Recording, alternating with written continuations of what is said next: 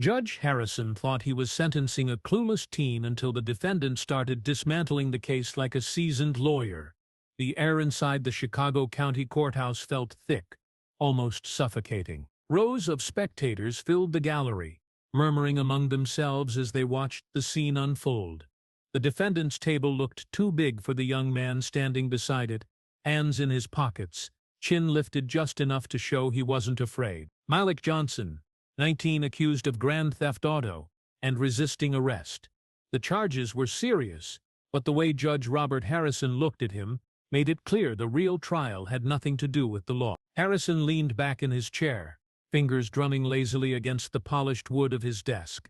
He peered down at Malik over the rim of his glasses, his lips twisting into something between a smirk and a sneer. "You think you're some kind of legal expert?" His voice carried a dry amusement. "This isn't a debate club, kid."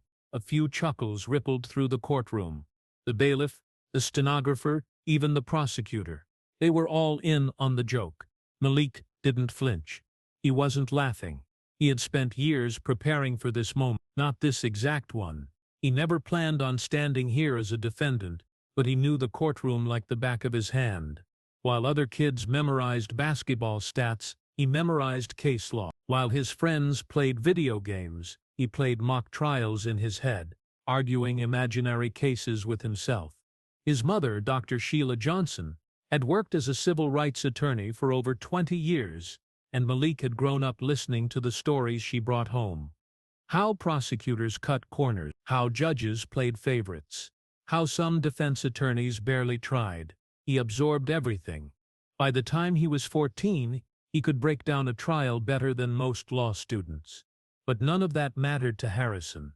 To him, Malik was just another kid in trouble. "Let's make this quick," the judge sighed, flipping open the case file. "I have a golf game at 2. The audience chuckled again, but this time something shifted. Malik's lips curled into a faint, almost imperceptible smirk, because Harrison had just made his first mistake. But the courtroom hadn't noticed yet. The prosecutor, David Sterling, rose from his seat with the air of a man who had already won.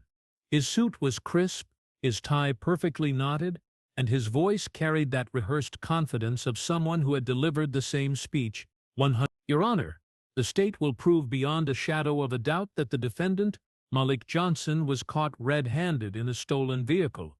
A 2022 BMW X5, reported missing just hours before his arrest. Officers pursued him through downtown, where he allegedly attempted to flee before being apprehended. His fingerprints were found on the steering wheel. The prosecution submits that the evidence speaks for itself." The words landed with weight. The crowd in the gallery shifted, whispering among themselves. On the surface, it sounded damning. A stolen car, a chase, running. Judge Harrison glanced at Malik over the rim of his glasses, then turned back to Sterling. "Go on." The prosecutor walked toward the jury box, his polished shoes clicking against the floor. "The defense may try to convince you that this was all a misunderstanding, that Mr. Johnson is some unfortunate victim of circumstance." He turned, locking eyes with Malik for the first time. "But let's be honest. What kind of victim runs from the police?" The tension in the room thickened. Judge Harrison leaned forward, resting his chin on his hand. Malik didn't blink. Sterling continued, flipping through a stack of papers. "Your Honor, I have here the testimony of Officer Timothy Brooks, who personally witnessed the defendant behind the wheel before he attempted to flee. The car was confirmed stolen. The arrest was made by the book." Harrison exhaled through his nose, nodding. "Sounds straightforward to me, and for most people in the room, it probably did." The case was clear-cut. A stolen car, a chase, an arrest. But Malik had spent too many years studying trials not to see the cracks. Still, he stayed silent, watching, waiting. Judge Harrison tapped his gavel lightly. "All right, let's hear the defense's response." He turned to Malik's lawyer, a public defender named Marcus Williams, who had barely said 3 words since stepping into the courtroom. Williams stood up, shifting nervously. "Your Honor, my client." Malik placed a hand on his arm, a silent request. Williams hesitated, then sat back down. And for the first time, Malik spoke. "I'll be representing myself, Your Honor." The room went completely silent. Harrison stared at him, clearly amused. "You'll what?" Malik's voice was calm, steady. "I'll be defending myself." A murmur spread through the courtroom. The bailiff's eyebrows shot up. Sterling's smirk faltered for just a second, before he let out a sharp laugh. This should be interesting, but no one was laughing when Malik took his first step forward. Because everything was about to change. The weight of the courtroom settled around Malik as he adjusted his stance, his hands still in his pockets. He let the silence stretch just a little longer, enough to make them uncomfortable. Then, finally, he spoke. "Your Honor, before I begin, I'd like to confirm something with the prosecution." Sterling raised an eyebrow, crossing his arms. "Go ahead." Malik took a slow step forward. "You said Officer Timothy Brooks personally saw me behind the wheel before I was arrested, correct?" Sterling exhaled sharply, already bored. "That's right. And that testimony is written in his report?" "Of course it is." Malik nodded, then turned to Judge Harrison. "Your Honor, I move to dismiss that testimony as evidence." Harrison squinted at him. "On what grounds?"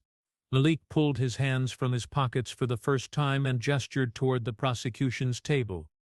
"Because Officer Brooks never saw me in that car. In fact, he wasn't even on duty when the chase began." A flicker of confusion crossed Sterling's face. "What are you talking about?" Malik took another step forward. "Your Honor, if the court allows me, I'd like to submit a request to verify Officer Brooks's GPS logs from that night. If his report says he witnessed me in the vehicle, then it should match his location history." But he let the word hang in the air. "I have a feeling it won't." Now the murmurs in the gallery grew louder. Harrison frowned, glancing toward Sterling. "Counsel?" Sterling cleared his throat, his jaw tightening. "That report was filed by an officer of the law, Your Honor. Are we really going to take the word of a defendant over a trained professional?" Malik gave a small, almost casual shrug. "If the officer was where he claimed to be, then the GPS data will prove it. But if he wasn't," he let the sentence trail off. Harrison studied him for a long moment, then turned to Sterling. "Does the prosecution have any issue with verifying the officer's GPS logs?" Sterling hesitated. The pause was just long enough. The jury noticed. The gallery noticed. And most importantly, the judge noticed. Malik took a quiet breath.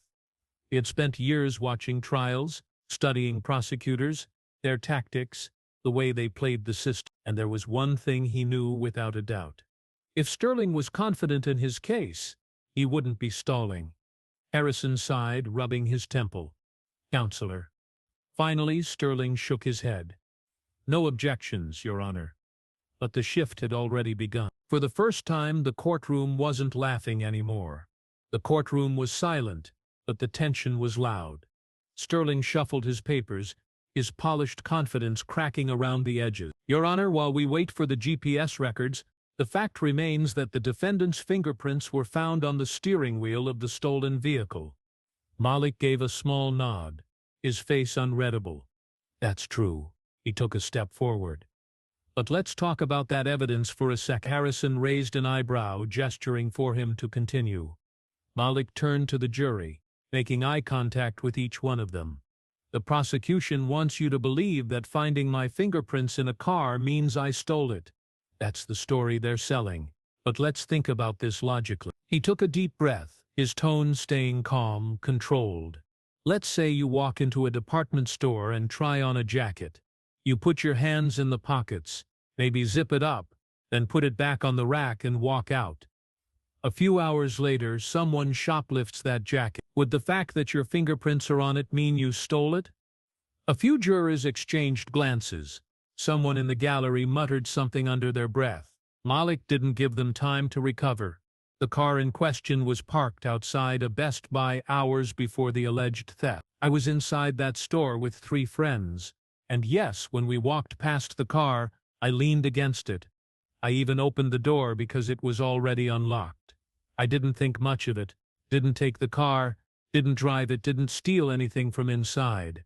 Just a dumb moment of curiosity." He let that sit for a second, Then in a voice that cut through the silence like a scalpel, he asked, "Does touching something make you a criminal?" Sterling cleared his throat, flipping through his notes, searching for something, anything, to regain control. Malik wasn't finished, and while we're on the topic, let's talk about how that fingerprint analysis was done. He turned to Harrison. "Your Honor, was the forensic specialist from this case subpoenaed to testify?" Harrison blinked, caught off guard by the question. He glanced at Sterling. The prosecutor hesitated, then reluctantly answered, "No." Malik's lips pressed together. "So let me get this straight. The state is using forensic evidence to try and convict me, but they didn't think it was necessary to bring in the actual specialist who processed that evidence. No chance for me to cross-examine, ask about the chain of custody, or challenge the accuracy of the analysis." Sterling's jaw tightened. Malik nodded, like that was all he needed to hear. "Interesting." Judge Harrison sighed, pinching the bridge of his nose. It was the look of a man realizing this case was not the easy win he had assumed it would be. But Malik wasn't done yet, because the next thing he was about to say, it would change everything. Malik took a slow step forward, his voice steady but firm. "Your Honor, I'd like to enter into evidence an official statement from the owner of the vehicle." Judge Harrison frowned. "The owner?" Malik nodded. "Yes, Mr. Anthony Rivera, the registered owner of the stolen BMW, provided a statement to the police that, for some reason, was never submitted in the prosecution's filings. And I think I know why." He turned to Sterling. "Do you recall what Mr. Rivera told officers the night his car was reported stolen?" Sterling's jaw clenched. He knew exactly what was coming. Malik didn't wait for him to answer. Instead, he pulled out a printed transcript from his file and read aloud, "I left my car running when I ran inside the electronics store. Some kid must have jumped in and taken off. But it wasn't the guy you arrested. I saw the kid, and he was white." A collective gasp rippled through the courtroom. Malik held the paper up. "That's from the original police report. The same report the prosecution conveniently never mentioned." He turned back to Judge Harrison. "The arresting officer admitted this in his testimony. The prosecution ignored it. And yet they want this jury to believe that I, someone who doesn't even match the description of the real thief, was guilty beyond a reasonable doubt." Sterling stepped forward, scrambling. "Your Honor, this is irrelevant. The defendant was caught in possession of the vehicle." But Malik shook his head. "No, I wasn't." His voice didn't rise, but it cut through the courtroom with sharp precision. "I was arrested blocks away from where the vehicle was abandoned, walking home after getting electronics with my friends. I wasn't in the car. I wasn't near the car. I wasn't running from anything. The only thing tying me to this case is bad police work and assumption." Judge Harrison let out a slow breath, rubbing his temple. The case was unraveling fast, and everyone knew it. Malik turned back to the jury. "The real suspect got away that night. The officers found a black kid in the same general area and decided that was close enough. That's what this case is really about." Silence. Harrison cleared his throat and adjusted his glasses. "Does the prosecution have anything further?" Sterling was stiff, his face flushed.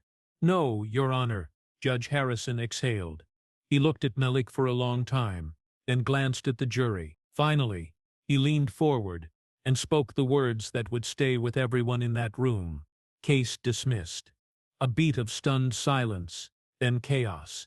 Half the courtroom erupted, some in disbelief, some in quiet relief. The gallery stirred, reporters scribbling in their notebooks. Malik didn't move right away. He let the moment settle, let the reality sink in for everyone. Judge Harrison, still gripping his gavel, looked at Malik with an unreadable expression. There was something in his eyes that hadn't been there before, recognition, maybe even regret. Malik met his gaze, then turned to leave.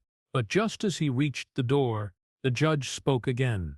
"Mr. Johnson." Malik stopped, but didn't turn. Harrison hesitated, then finally said, "You should consider law school." Malik smirked. He didn't need to consider it. He was already on his way. Outside the courthouse, the air was thick with voices. Reporters swarmed the steps, their cameras flashing, microphones thrust forward like weapons. Malik, did you know the judge would dismiss the case? What are you going to do next? How does it feel to outmaneuver a seasoned prosecutor? Malik pulled his hoodie over his head, ignoring the questions. He wasn't interested in the spectacle. This wasn't about proving how smart he was. It was about something bigger. His mother, Dr. Sheila Johnson, was waiting for him at the bottom of the steps. Her arms were crossed, her face unreadable. For a long moment she just looked at him. Then finally, she shook her head and let out a breath. "Boy, you scared me half to death." Malik chuckled, scratching the back of his head. Had to take a risk. She stared at him a second longer, then pulled him into a tight hug. "You always were the stubborn one." The cameras kept flashing, but Malik wasn't paying attention to them anymore. Across the street, standing by his car, Judge Harrison watched. His posture was different now. The arrogance was gone. His expression wasn't amused anymore. It was something else, something closer to reflection. He hadn't expected this case to be anything more than routine. Just another day, another defendant, another guilty plea. But now he knew he'd remember this one, because Malik had done something most people never could. He made the system look at itself, and for once, it blinked first. But here's the lesson we should learn. How many other cases had gone this way? How many people had been convicted, not because of evidence, but because of bias, shortcuts, and a system that cared more about closing cases than finding the truth? Malik had the knowledge to fight back. But what about the ones who didn't? This wasn't just about one case. It was about all of them. He knew what he had to do next. This courtroom wouldn't be the last one he stood in. But next time, he wouldn't be the defendant, he'd be the attorney. And when that day came, he wouldn't be the only one. 3 years later, Malik stood in the same courthouse. But this time he wore a sharp navy suit and carried a leather briefcase. The nameplate on the defense table read, Malik Johnson. His first case as a licensed attorney was about to begin, and the irony wasn't lost on anyone who remembered that day 3 years ago. Across the courtroom sat Judge Harrison, older now, his hair whiter, his demeanor noticeably different. When their eyes met, Harrison gave a small nod, a gesture of respect that would have been unimaginable during their first encounter.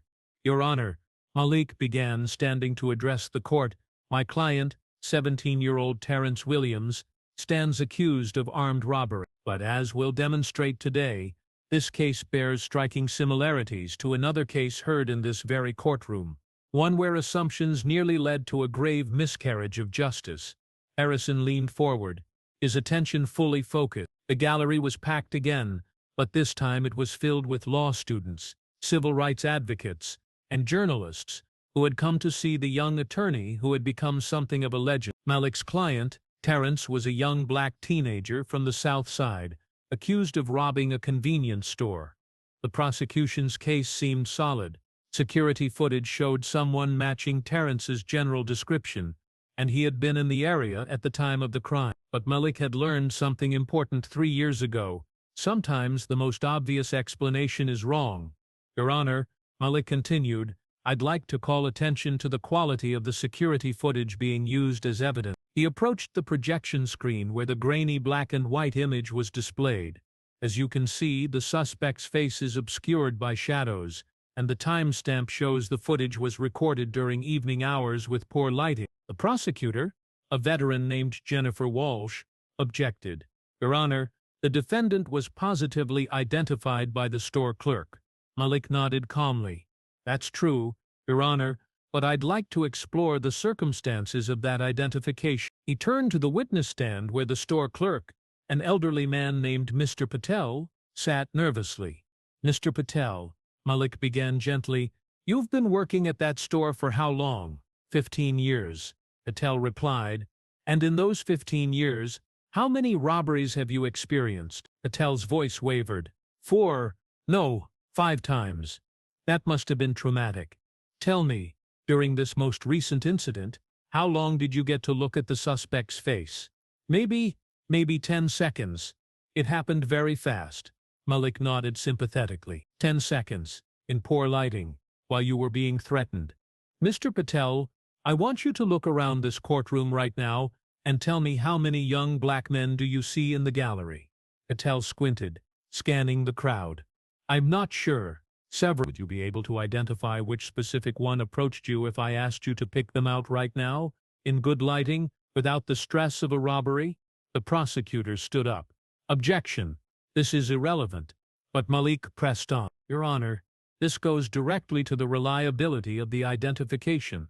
Mr. Patel, I appreciate your honesty, but the reality is that cross-racial identification is notoriously unreliable, especially under stress.